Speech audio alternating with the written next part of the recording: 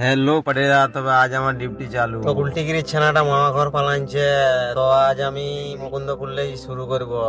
অনেকক্ষণ দাঁড়াবার পর দুটা ছানা আসিছে, দুটা ছানাকে নিয়ে চললি।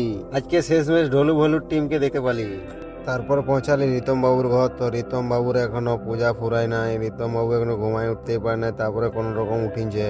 তারপরের ছানা গিলাকে উঠাই স্কুল। গাড়ি দাঁড়াতে মোটামুটি বাচ্চাবাড়ি সরসরিটা ভাবে নামি গেল। ছানা গিলার যে গতিবেগ পুরো ফাটায় নিছে, পুরো থাসড়ি নিয়ে যাবার। তারপরে পুষ্পাকে ঘুরাই ঘর আসতেছিলি, তো রাজু হাঁটে বাইরে আনছে, বলছে আমার পা দুখাছে, আমি আর যেতে পারবো নাই। তখন ওকেও সঙ্গে নিলি দিয়ে আমি আর পুষ্পা সোজা ঘরের দিকে। তো পুষ্পাকে আজ তাকড়া ভাবে ঘুষা হবে, মোটামুটি ঘুষিয়ে চকচকিয়া করে নেওয়া হবে। তারপরে ধুলা টুলার ঝাড়ি বেশ জব্দ ভাবে জলটা দিয়ে নিলি, দিয়ে ঘুষতে নিলি। ঘুষতে ঘুষতে অবস্থা খারাপ, ঘাম বাইরে গেল রে বাপ। দেখছো পাটিরা পুষ্পা পুরো সাদা ফুটে পুরো ঝকঝকা ঝলমল। দেখছো ধুরের লোক ঝলকিছে। তারপরে পালসারে চাপি গেলি মাংস আনতে রোহনি। দেখছো পাটিরা এরা ধান রাস্তায় উড়াই নিছে।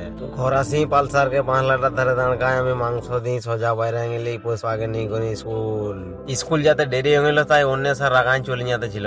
তারপরে সব ছানাকে ঘরে ছাড়িনি, আমি ঘর আসি পালসারকে নিয়ে বাইরে গেলি।